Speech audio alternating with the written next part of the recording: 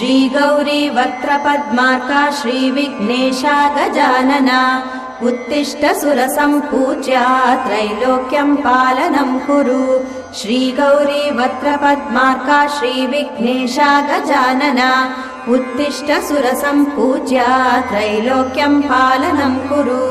उत्तिष्ठोत्तिष्ठ हेरम्बा उत्तिष्ठ गणनायका उत्तिष्ठ करुणापूर्णा भक्तानां भाग्यदायका उत्तिष्ठोत्तिष्ठ हेरम्बा उत्तिष्ठ गणनायका उत्तिष्ठ करुणापूर्णा भक्तानां भाग्यदायका श्रीयाकुवाहन शिवात्मज दिव्यगात्रा